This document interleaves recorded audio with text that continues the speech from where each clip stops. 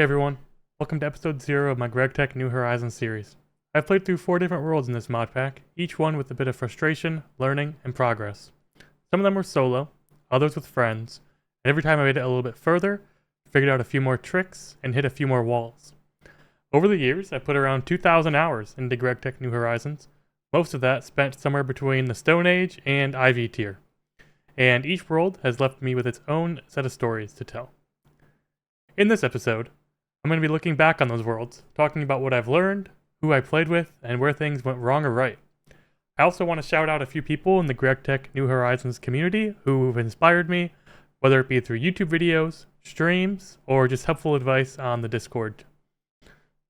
This mod pack is very tough, but the community around it makes it a lot more enjoyable, and I've spent most of my time playing Gtnh streaming. If you're new to Gtnh, it's a pack that really tests your patience.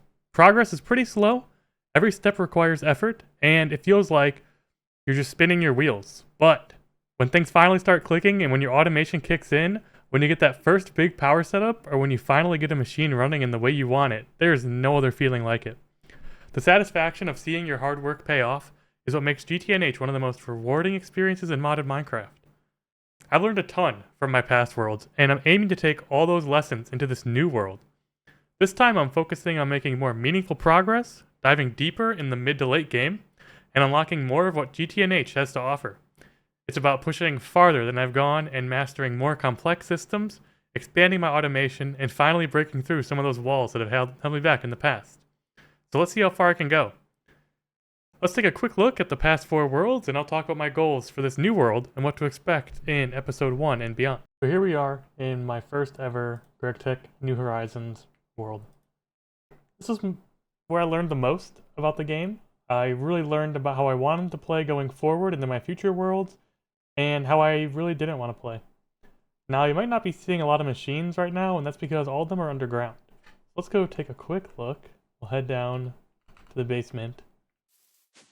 This world, I played with my good friend Pivotal, and we actually made it to the IV tier. Although it might not look like it, we did, surprisingly, with 3 blast furnaces. I really love this world. It's gonna have a special place in my heart forever. I learned everything from the Stone Age to around the EV Age, which is where I kind of tapped out. I didn't really do anything in the IV tier personally on this world, and I think that's what led me to want to start a second world where I focused more on infrastructure early game and less on just pushing the tiers with minimal infrastructure. At this point, we probably should have had a more advanced AE2 network with interfaces and automation, but all we really had was a terminal and some drawers hooked up. So I'm really happy about this first world. I think that it went as well as it could have for a first world, but I'm really excited to show off my next world where I made it a bit farther and took some of the things that I learned from this world. So here we are in my second world. This was my first solo world. And one of the reasons I went solo was because after the first world, I wanted to see what it was like to do everything on my own and discover as much as possible about how I like to play the game. So this is about 177 hours into my first world. I have multiple saves at different tiers, so we'll kind of walk through each of them.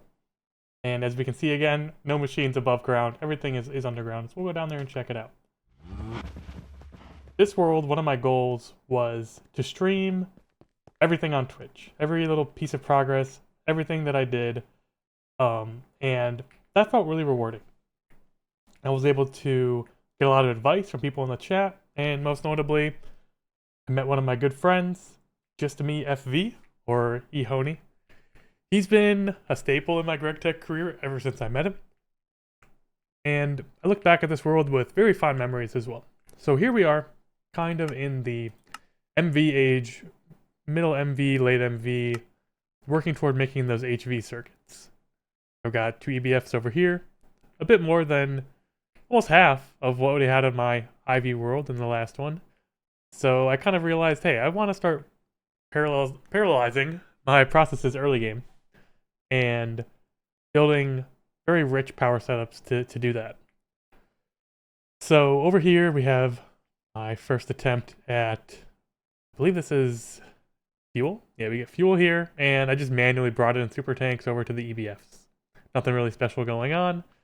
I still have my Steam setup, so some diversified power, and this was my little storage crafting room. I even tried building a bit on this world, but that didn't really last very long.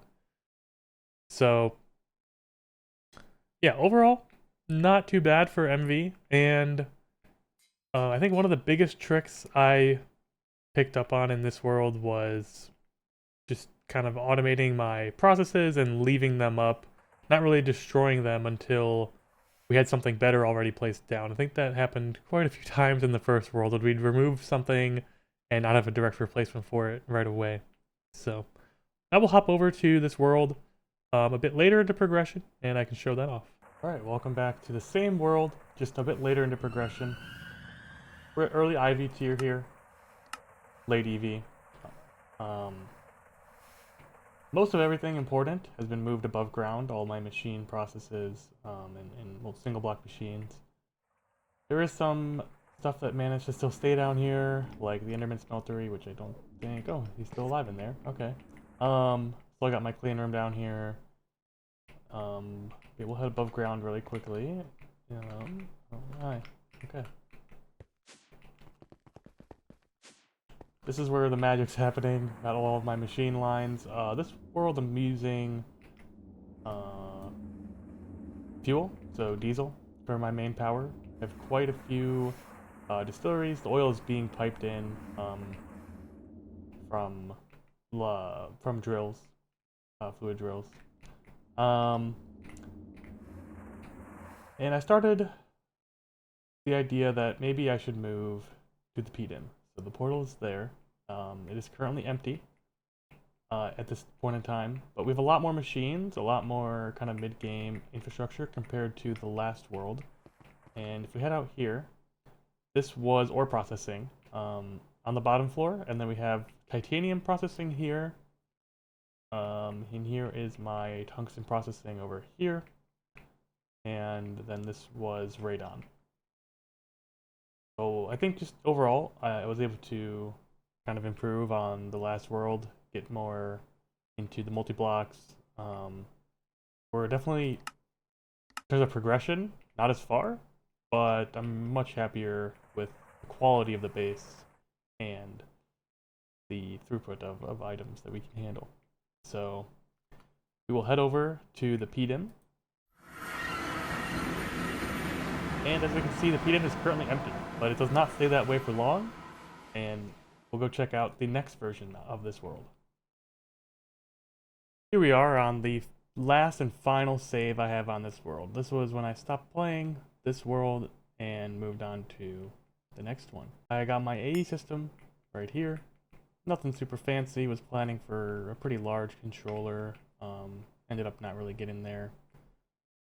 Got my clean room again, coming back.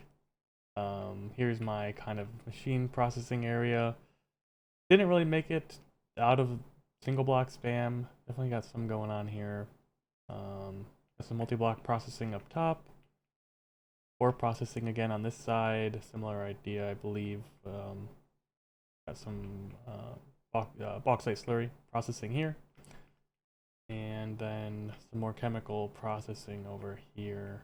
And this was all made before the idea of universal automation, which I heavily use in my most recent world. So it's definitely interesting to look back on and kind of see what it was like before that.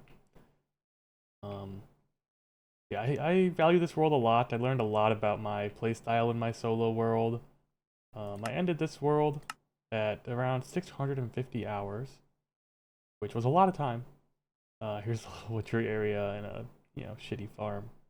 I got bulk storage here, and yeah, I'll definitely have very fond memories of this world, as it was where I learned so much, very over a long period of time. This is where I started to expand, I wanted to expand, but never really did, and I kind of was going overkill. I kind of realized I don't need this many bending machines, but I could craft them, and I did. So, yeah, very happy with how this world ended, and now on to the next world to check out. Alright, here we are on the 4-man world. This world consisted of myself, Ehony, Elusive, and Xtrux. Right now, we are about very deep into MV progression. Haven't picked up HV yet. And we still got our steam infrastructure in the back, powered by our coke ovens. This is being utilized for our LV processes right now. And then we have a fuel setup powering our EBFs, currently 2, and our MV machines. I'm pretty happy with the world at this point. I think we were really on track to have solid infrastructure going forward. And ultimately, well, we'll see why I ended up leaving this world. Yeah, there's not really much to show here. Maybe be able to head above ground really quick. Here we are above ground. Got some animal farms here. Crop farms. And yeah, we had a really nice big area to work with up here. I don't remember who did all the flattening up here, but yeah, this is pretty nice as well, just to work with. They started in the village. Here's our castle wall village. It was quite a big village at the time. So, oh yeah, one thing too I forgot to mention. This is the same seed as my solo world. That was one thing that, going into this world, because coming off my solo world, there wasn't much of a break between that one and this one, and I really loved that seed. Kind of having this big village here in a 120% humidity biome. It was just a great start. We're back on the 4-man world. This time, we're a bit deeper into IV. Finished most of the EV chapter. And this is about the point where I stopped actively playing. It's about 256 hours in, so I think one thing to note is that this world is a lot farther, with a bit less of playtime from me. Most of that was because I had very active teammates with Xtrux and Ehony, putting in a lot of work, a lot of time into progression. And right here, this is with Ehony's fuel setup. These group of LCRs and this here was Xtrux's processing. Most of this is like chemicals of some sort. I really don't know all that's here. Probably your typical like PCBs and stuff like that, but it got very spaghetti-like really quick. And I didn't really like that I was kind of black boxing most of the base, and I just didn't have the motivation to, at the time, go through and kind of redesign stuff up to my own standard. So, yeah. Here's our start of the AE2 network and all the machines. I had no hand in this room. This is all Xtrux and the other person on the 4-man, Elusive. Here's the start of the AE2 network that they had. And we got some more machines down here going on. So overall, I think we can notice that it's just a lot different than my single-player world. And I think part of the reason I lost touch with this world was just the lack of my involvement. I kind of took on a role to kind of put this whole structure together. Now, I don't take any credit for this structure. This is just something that I was going off of on Google Images. And I wanted to build. I did want to have some sort of overlying structure, and that meant I was really not involved in kind of progression. And I just could not progress as fast as Xtrux was. So I just kind of ultimately, yeah, fell out of touch with this world. Here we can see the Mega Vacuum Freezer. I think overall the infrastructure is just not up to my own standards, and but yeah, I'm still happy with our group and how everything kind of played out. This world went on a bit longer. Xtrux and Elusive went duo in this world after me and Ehony stepped out. And yeah, super happy to have played with everyone. But ultimately, it was time for a new world with just me and Ehony.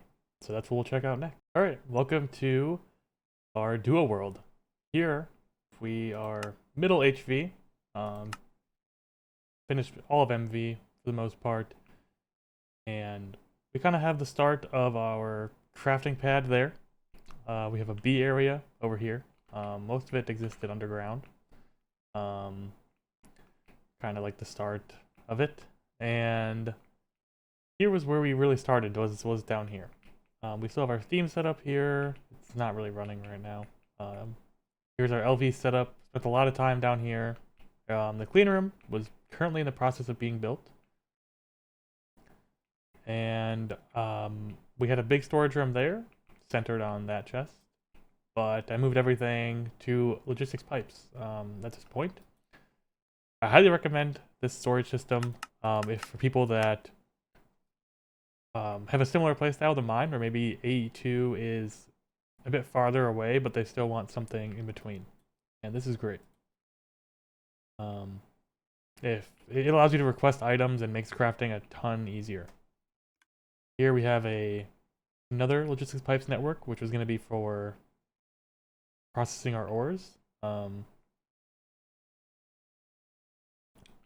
And there's a Thaumcraft area over here. And then we also have a blood magic area right here.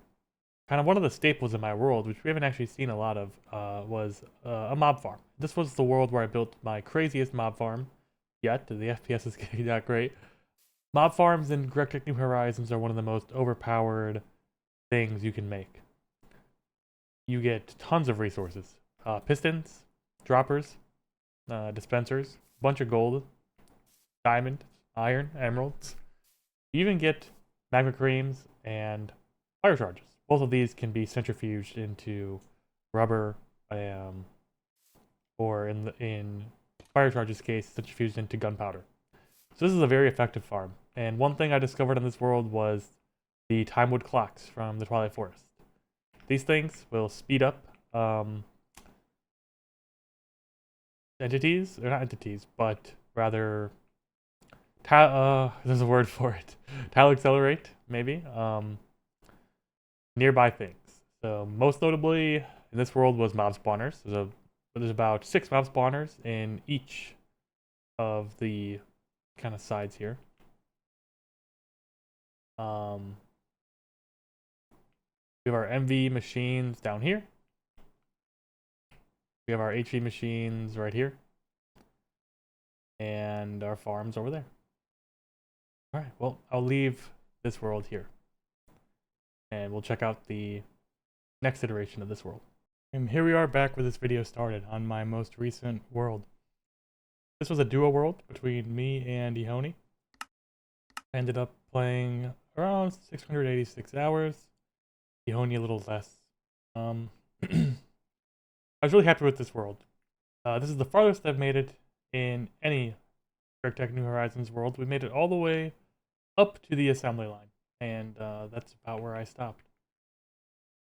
I think the infrastructure on this world for our current tier is quite good, to say the least.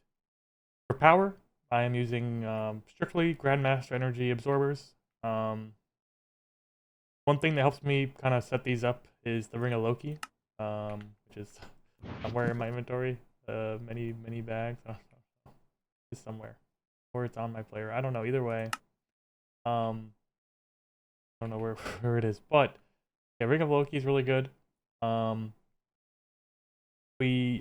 used bees a lot here. This is my first time working with the industrial apiary and kind of seeing how powerful it is given the energy.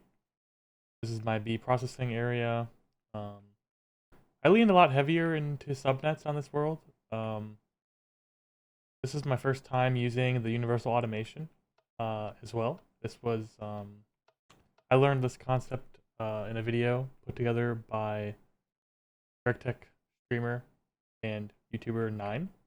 So he did a really good job kind of showcasing the fundamentals, and I was able to apply that video to most of my machines, even machines that didn't really deserve it. I still just was having so much fun putting these together.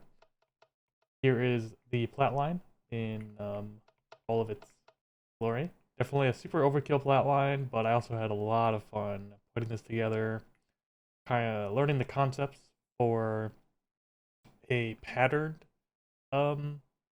system for auto crafting, like, level maintain, I guess.